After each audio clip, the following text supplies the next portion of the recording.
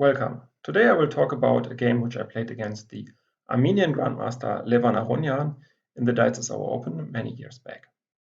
So the Deizisau Open is a tournament which is the predecessor of what is now the Karlsruhe Open, a huge German chess festival. And this takes place over Easter, and usually you play 9 rounds in 5 days. So this is quite exhausting. And the mode is the reason why I didn't play there for too many times. To be honest, for me, this is a little bit too much chess, but I perfectly understand that for others, this is just perfect because you can play a lot of chess in just 5 days without the need of taking any additional holidays. That said, let's just jump straight into the game. My opponent, as I said, is Levon Aronian, who played with the white pieces and started off with the move e4, to which I replied with the move d5. So this was the point in time when I was kind of switching already between the Philidor and the Scandinavian. And I think this game was kind of the nail on the coffin for the Scandinavian, and afterwards I just stuck to the Philidor pretty much until very recently. So Levon played e takes d, queen takes d, and knight c3. And nowadays, you know that probably the more fashionable lines here are queen d6 and queen d8. Queen d6 even being played by the world champion Magnus Carlsen. Even queen d8 was played by him. So back in the days, the move queen a5 was definitely the main move. And this is due to the excellent opening book by Matthias Wals on the Scandinavian, which was released a couple of years prior to the game. But now Levon did not play the main line. He did not play the move d4, which is the main move in the position. But instead of doing that, he went for a very tricky move order. So he played the move bishop to c4 first. And now his idea was that after a normal development, knight f6, d3, he does not play the move d4 at all. So what is the idea of not playing d4? Well, the idea is twofold. On the one hand, you don't want to give a target on d4. So in some other lines, black might go knight c6, and maybe later on long castles even, and then you create a target on d4. The second goal of playing d3 is to have the option of going knight to d4, so to reserve this square on d4 for the knight. And it turns out that this is a very venomous setup against the Scandinavian. So if you play white against the Scandinavian with queen a5, this is definitely something to check out. And probably already in this position, I made a pretty bad mistake in objective terms. So probably here I should go bishop g4. I did not really want to do that because during the game I thought, okay, you can just go f3. And now the question is, what should I do? So if I go back to f5, he will later on even come with g4, maybe even immediately g4, g5. And so that's why I didn't want to go bishop g4, but I can maybe go back to d7 in this position. And then in the game, I was really afraid that he might go bishop d2, queen b6, and maybe just queen e2 in this position. And now, this looks very, very dangerous for black. So I should not take on b2 because then he has just rook b1 with a very strong initiative.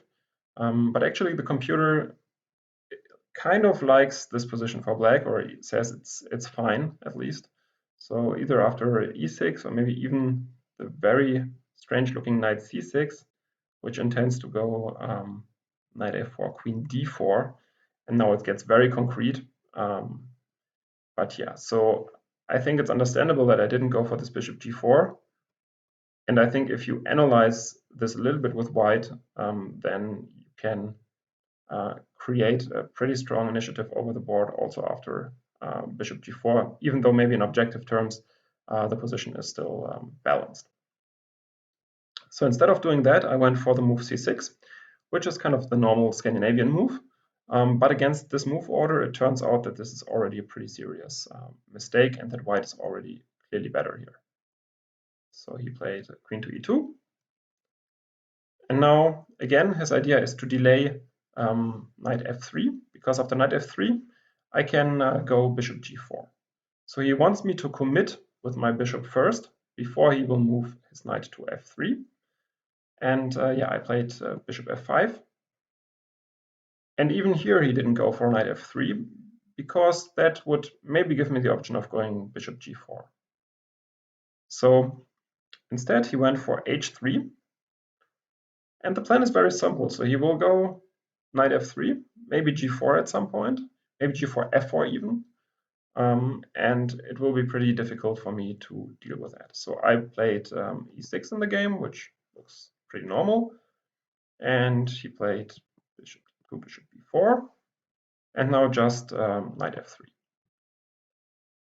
And this position kind of illustrates my my problems here. So the issue is that he kind of threatens knight d4 already.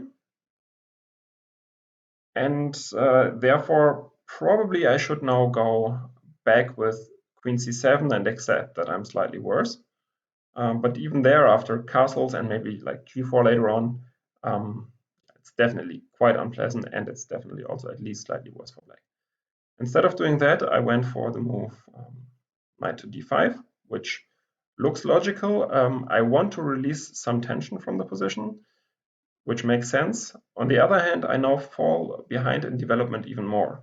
So this is sometimes important to keep in mind as black, that if you're already behind in development and then you start trading pieces, that this is maybe not the best idea. So knight d5 is probably also not the strongest move in the position. Yeah, Levon played takes, and now knight d4. Very concrete move order, threatening knight takes f5. And yeah, suppose I castle kingside, then you can just go a3.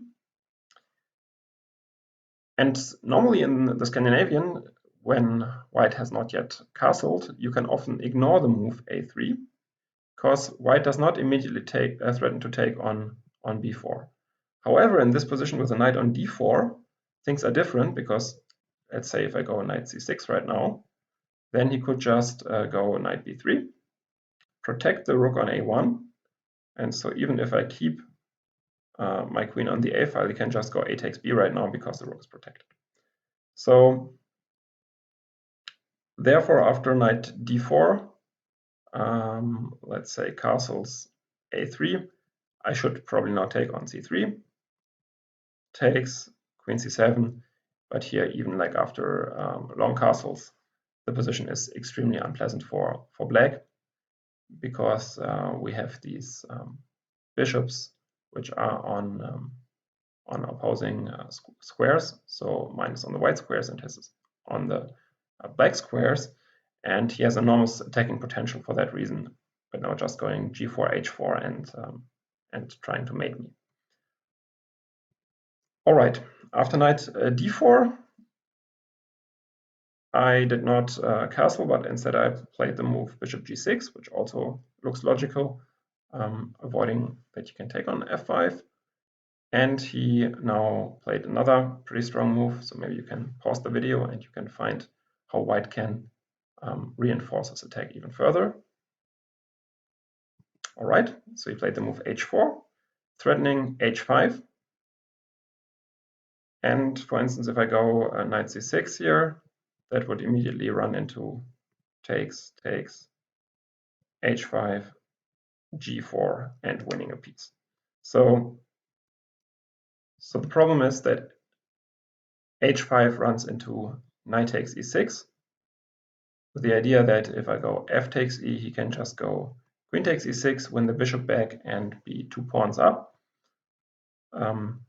Funnily enough, actually, the computer even gives this line as the best line for black, and now plays the very weird move king to d7 with the idea to go rook e8, and now finds some counterplay after the move knight to c6.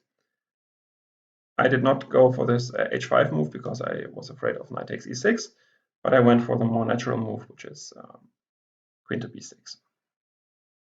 Okay, he played h5, And now I cannot go bishop f5 because of knight f5. Also, if I go queen takes d4, then he can just go takes, and I cannot take back in any proper way because the rook is this pawn is pinned to the rook, and f takes g runs into queen e6 again, so this is also just completely busted. So instead of doing that, I played bishop takes h5. He took with the rook. I took back the piece, and he went for rook takes d5. Of course, I cannot take back with the pawn because it's pinned, and I can also not take back with the queen because the knight is protecting the rook. So I played queen to b6, and he went rook b5, kicking the queen once more. And after knight d6, he followed it up with knight to e4. Very forcing sequence right now. I'm pretty much obliged to take on d2. Queen takes d2. Yeah, and here's where I made the last mistake, but I think it doesn't really matter. So probably the best move would have been to go queen h2. But then let's say long castles, knight c6, rook b7, and yeah, white is just a pawn up. White threatens knight d6, so probably have to go castles. And now, for instance, f4, queen g5, and white remains a pawn up, plus has a strong initiative. And yeah, it's also lost. But what I did instead was even worse. So I went for the move queen to c6, which now allows him to find a nice finishing touch. So maybe you can pause the video and you can also try to find that one. Well, I hope you found it. It's just rook to c5, queen d7, rook c8 check, and now he will have this very nice fork on d6, takes, queen d6, forks the queen and the rook, and now I'm just a queen down against just a rook and knight, and of course this heavily favors white, and the position is busted. I played on for a couple of moves. He played queen to f4, attacking on f7, king e8 protects that, and now he played queen to e4, attacking both b7 and h7, so double attack. Can only protect one of them with knight to c6. And I think many people in this position would have gone for a move like castles or c3 maybe even, just to avoid any counterplay with knight b4. But yeah, Levon is a pretty concrete player and pretty tricky player, so he just went for queen takes h7, which allows me to get this move knight b4 in, but he can just parry that very easily, and that's what he did in the game with the move rook to c1. And yeah, now I played the move g6, protecting this pawn, and he went for another tricky move, the move king to d2, which allows me to take on a2 and actually baits me into taking on a2. But even if I don't do this, I can just resign. So I took on a2. He played rook a1, knight b4, and maybe now you can find the finishing touch for him, which then really seals the game. Well, the move he played was queen h8 check, and the idea is that after king e7, he has queen h4 check, winning the knight on d5, and after king d7, he has the move queen d4 check, followed by c4, also winning the knight. So therefore, I resigned the game after the move queen h8 check, because I lose even more material. After the game, we analyzed, and I realized immediately that he's just, of course, much stronger than me, and also that I didn't make that many mistakes in the game. So really this decision not to go bishop g4 in the opening and to go for this really wild and scary line, but to go c6 instead, was already the beginning of the end, I think, and I really had absolutely no chance. We concluded our analysis and then played some Backhaus that day. So it turned out that we both like the chess variant Backhaus, and we even did so other times on the internet, and we met a couple of times as well in person later on. So in total, from my side, absolutely no regrets from losing the game. I met a very interesting guy. Thanks a lot for watching the video, and I hope you enjoyed it. See you soon. When you have stress, play chess. When you fall on your ass, play chess for a real deal, for Christian seal.